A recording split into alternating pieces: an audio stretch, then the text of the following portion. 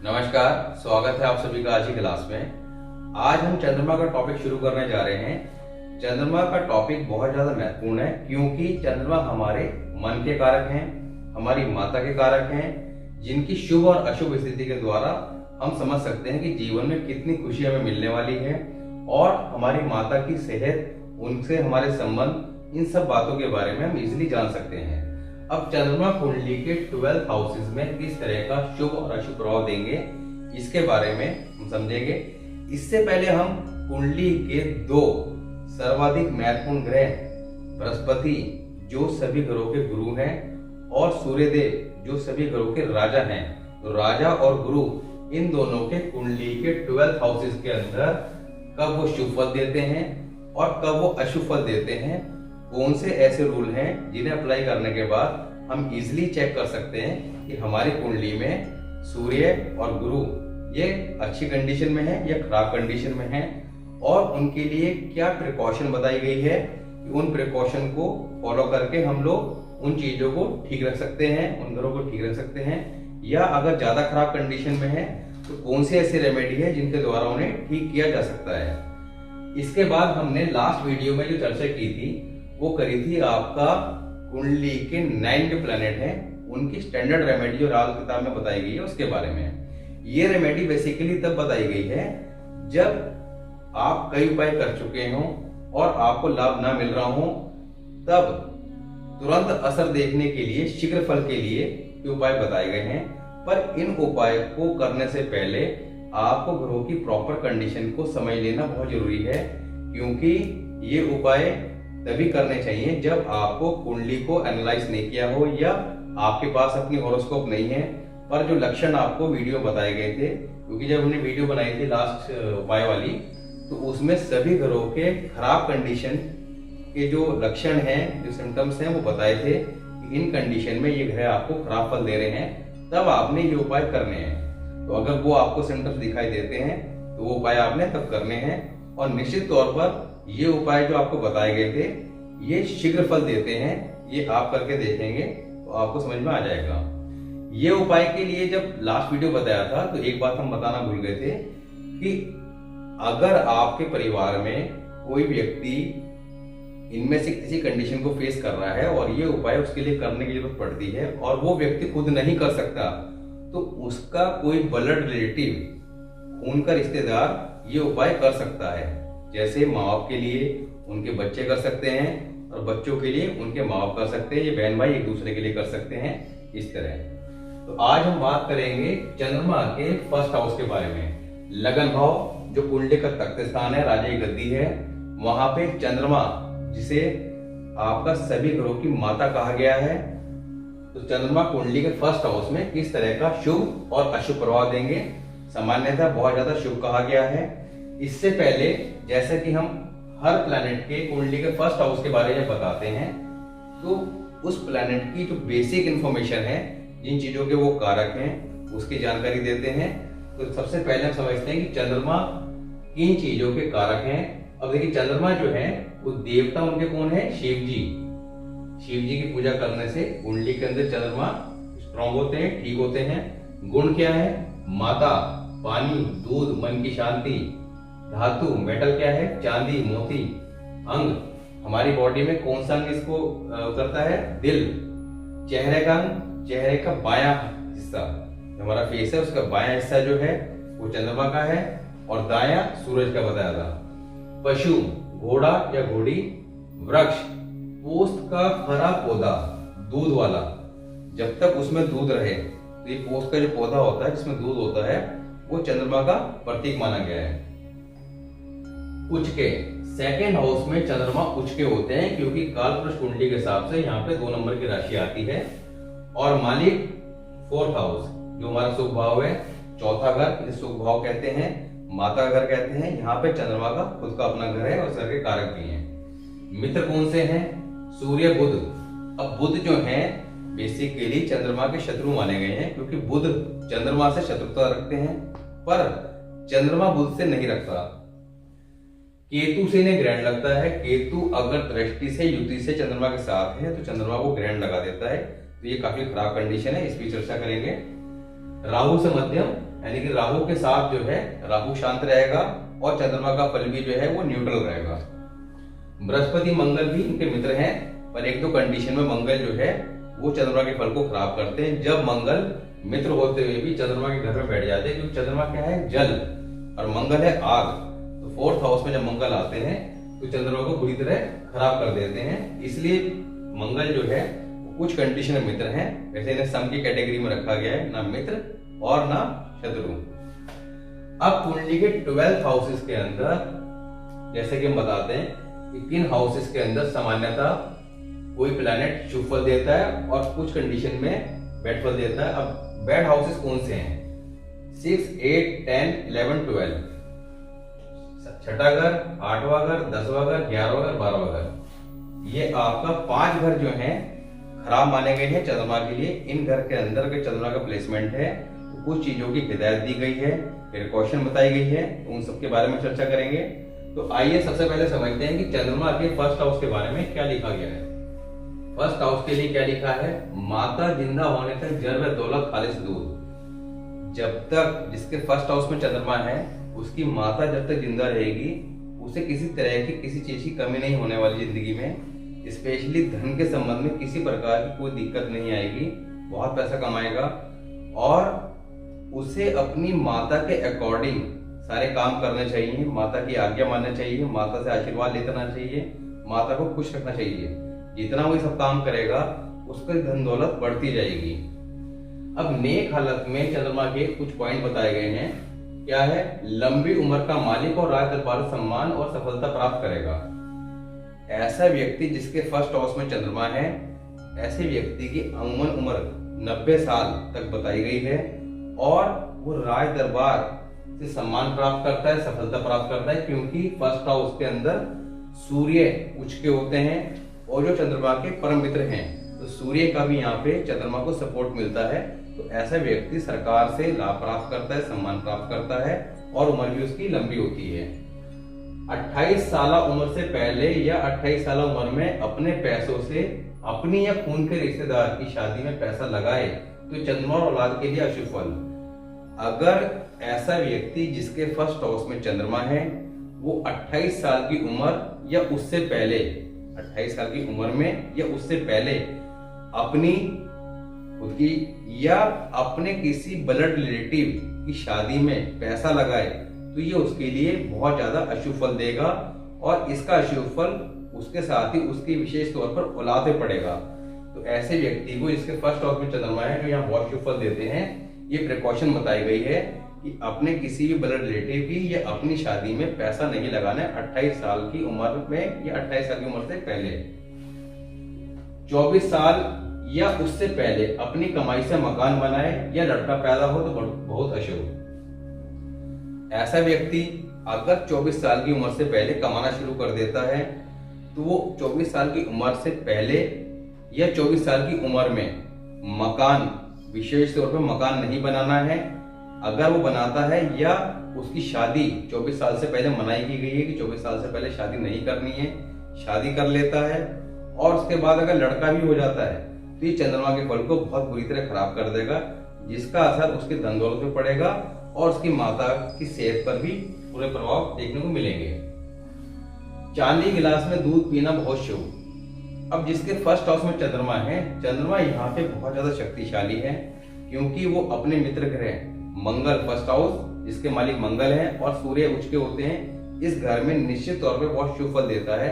तो इसके शुभ फल को और ज्यादा बढ़ाने के लिए, क्योंकि चंद्रमा आपका लिक्विड कैश है, धन दौलत में बरकत देता है, इसे और ज्यादा शुभ करने के लिए ऐसे व्यक्ति को चांदी के बर्तन में दूध पीना चाहिए। पर एक चीज का विशेष ध्यान रखना है कि चांदी का बर्तन सिर्फ गिलास होना चाहिए, किसी तरह की केटल वगैरह चांदी की नहीं रखनी चाहिए घर में। उसमें दूध वगैरह, पानी वगैरह बिल्कुल भर के रखना, क्योंकि वो केटल जो है उसके अंदर एक टूटी लगी होती है, वो बुध की नाली कहलाती है। बुध की नाली क्या चीज है, बेसिकली बुध का टॉपिक है, जो बुध पे आएगा तो काफी लंबा टॉपिक है। तो यहाँ पे बुध के असर को चंद्रमा में नहीं मिलाना है। अगर आप ऐसा करेंगे, इस तरह की कोई केटल वगैरह चांदी की घर में हो, उसका सेवन, उसमें पानी या दूध वगैरह का आप सेवन करते हो, तो उसे आप तुरंत बंद कर दीजिए, क्योंकि इससे आपकी माता की सेहत और दौलत दोनों पे बहुत बुरा फल मिलेगा। 100 दिन से ऊपर के सफर पर जाते समय तांबे का पैसा समुद्री नदी में गिराना शुभ रहेगा। ऐसा व्यक्ति अगर किसी ऐसे सफर पे जाता है जहां उसे समुद्र की यात्रा करनी पड़ती है, किसी नदी वगैरह से होके निकलना पड़ता है और वहां पे जाके उसे 100 दिन से ऊपर ठहरना पड़े, यानी कि लगभग 3 महीने से ऊपर का अगर समय सफर में लगने वाला है, तो ऐसे व्यक्ति को, क्योंकि माता से अलग होकर जाएगा, क्योंकि माता का साथ यहाँ पे बहुत ज्यादा शुभ कहा गया है, तो ऐसे व्यक्ति को सफर पे जाते हुए रास्ते में जिस भी वो नदी या समुद्र की यात्रा करे वहां पे तांबे का पैसा जरूर पानी में गिराना है। इससे ये सफर जो यात्रा जिसपे वो जाएगा वो शुभ फल देंगी। अन्यथा ये जो यात्रा है इसका असर उसकी माता और उसकी औलाद दोनों पे बहुत ज्यादा अशुभ असर देगा। जो कई बार कई कारण ऐसे बन जाते हैं जिनके अशुभ प्रभाव हमें देखने को मिलते हैं, पर हम लोग कुंडली पे समझ ही नहीं पाते कि किस कारण से ये समस्या हमें फेस करनी पड़ रही है। अब अगर ऐसी कोई परिस्थिति बनती है और औलाद के संबंध में कोई समस्या आती है, तो हम औलाद की कुंडली दिखाते फिरेंगे कि इसमें क्या समस्या आ गई है, क्यों परेशानी आ रही है, क्यों उसे दिक्कत फेस करनी पड़ रही है, पर कारण के पीछे कई बार कुछ और होते हैं। तो इन चीजों की प्रिकॉशन बताई गई है, इन्हें विशेष तौर पर समझना और यही लाल किताब की विशेषता है। पानी दूध के काम नफा के लिए नहीं करने और नहीं दान लेना, बल्कि दान देना मुबारक। जिसके फर्स्ट हाउस में चंद्रमा है, ऐसे व्यक्ति को पैसा कमाने के उद्देश्य से पानी, दूध बेचना या पानी का कोई काम, पानी बेचना, इस तरह के काम बिल्कुल नहीं करने। किसी से पानी फ्री में नहीं लेना, दूध फ्री में नहीं लेना, दान नहीं लेना है पानी दूध का। करना क्या है, उसे दान करने हैं। पानी का, दूध का दान करने से यहाँ पे चंद्रमा के फल और शुभ होंगे। और अगर उसके उल्टा वो दान लेता है या पानी दूध को पैसा कमाने के लिए, नफा के लिए बेचता है, तो यहाँ पे चंद्रमा के बहुत बुरे अशुभ फल देखने को मिलेंगे। नेक्स्ट है, सोने के पलंग में तांबे की कील लगाना शुभ देगा या बढ़ के पेट में थोड़ा सा पानी डालना मुबारक होगा। ऐसा व्यक्ति जिसके फर्स्ट हाउस में चंद्रमा है, उसे अपने सोने का जो पलंग है जिसपे वो सोता है, उसके चारों जो पाए हैं उनमें तांबे की कील लगाने से उसकी रात की नींद का सुख अच्छा होगा और सभी तरह के सुखों में बढ़ोतरी कही गई है। तो ये बड़ा शुभ रहेगा अगर वो अपने सोने के पलंग में ये चारों पांव में तांबे की कील लगा लेता है। इसके अलावा अगर वो ये नहीं कर सकता तो बड़ का पेड़ मंगल का कारक है, उसमें कभी कभार थोड़ा सा पानी डालना बड़ा अच्छा शुभ कहा गया है। माता से आशीर्वाद, अब ऐसे व्यक्ति को अपनी माता से आशीर्वाद लेना बड़ा शुभ कहा गया है। इससे उसके धन, दौलत, कारोबार सब में बरकत होगी और बड़े शुभ प्रभाव मिलेंगे।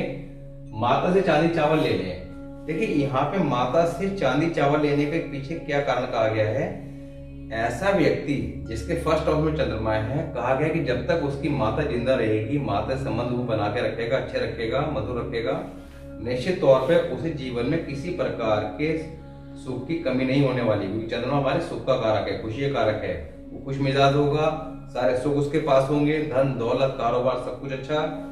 तो ऐसे व्यक्ति को कहा गया है कि जब तक उसकी माता जिंदा रहे तब तक ये सारे सुख से मिलेंगे, पर माता की जिस दिन मृत्यु हो जाएगी उसके बाद किस्मत का एतबार नहीं है।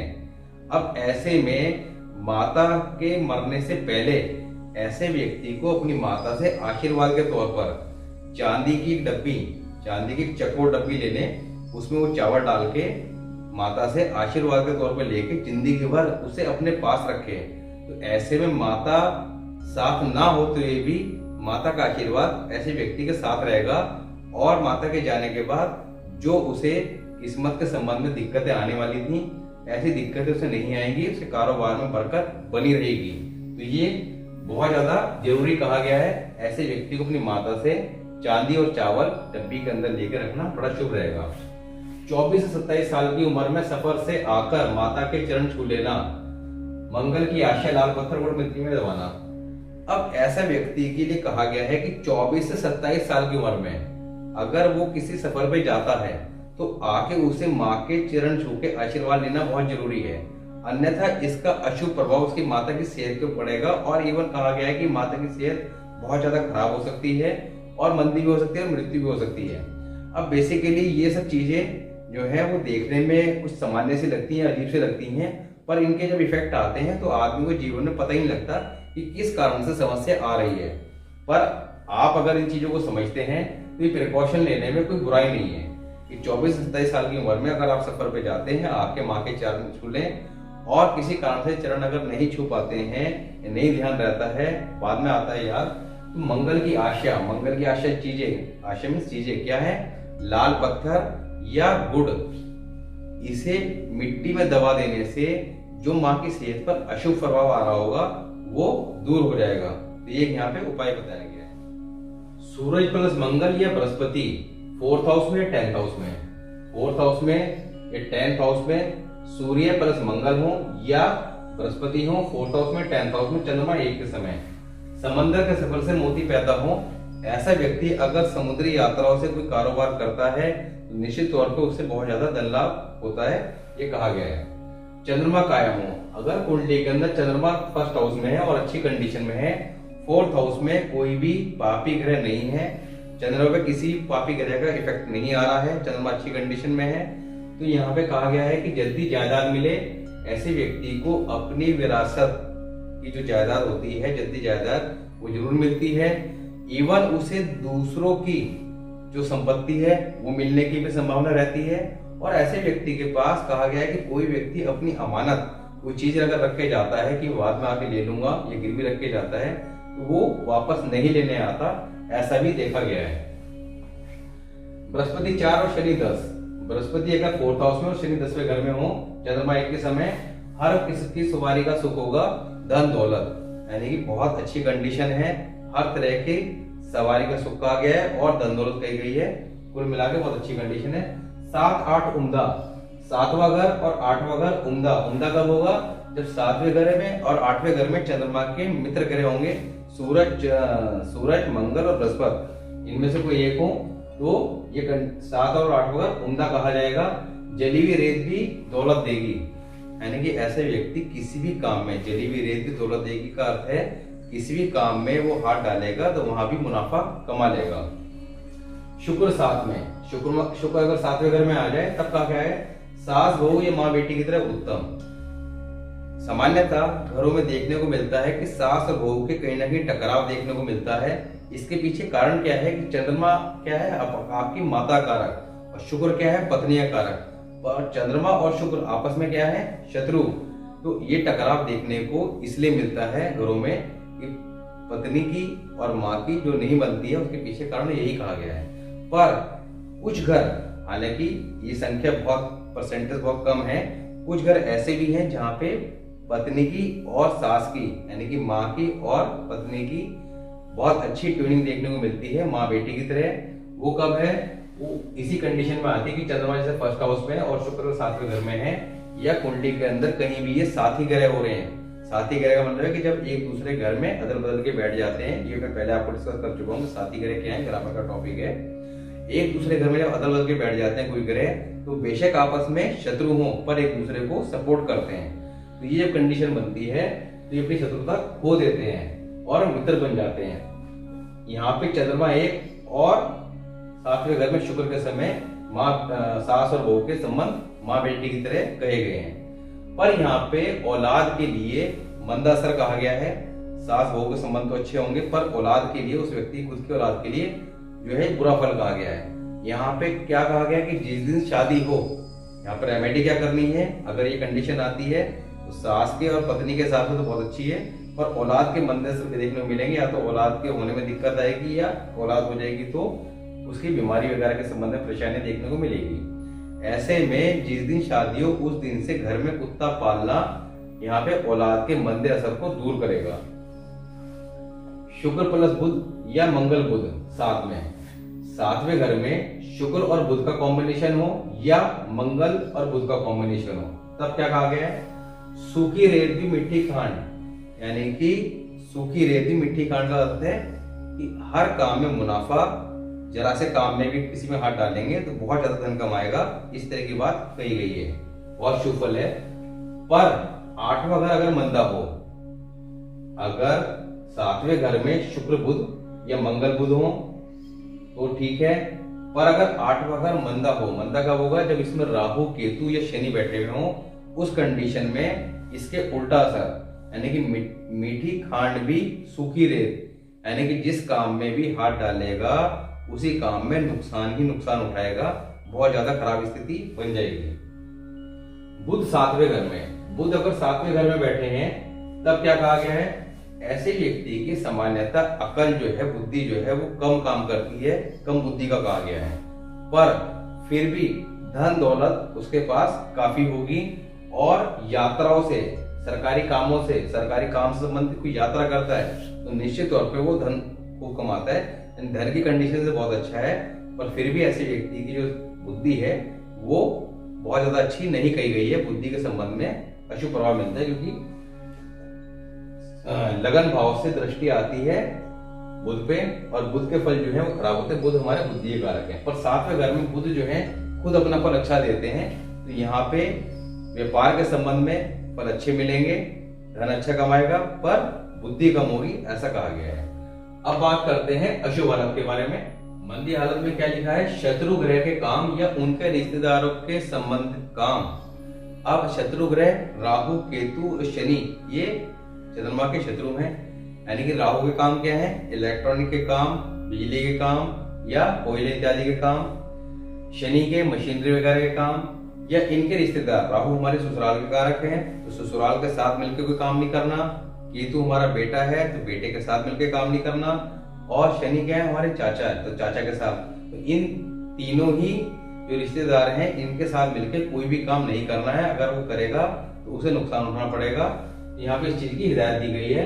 यहाँ पे जब इस तरह कोई काम करेगा तो चंद्रमा का फल खराब होगा और ऐसे में फल खराब की निशानी होगी, ऐसे व्यक्ति को मुफ्तखोरी की आदत होगी, यानी कि वो फ्री में दूसरों से चीजें लेने का आदी होगा, ऐसी निशानियां देखने को मिलेगी। शुक्र कितना ही ऊंचा हो, माँ के रहते औरत दुखिया। यहाँ पे चंद्रमा का कहीं ना कहीं बैड इफेक्ट शुक्र पे आएगा। कुंडली के अंदर शुक्र कितने ही अच्छी कंडीशन में हो, उच्च का क्यों ना हो, पर कहा गया है कि औरत दुखिया होगी।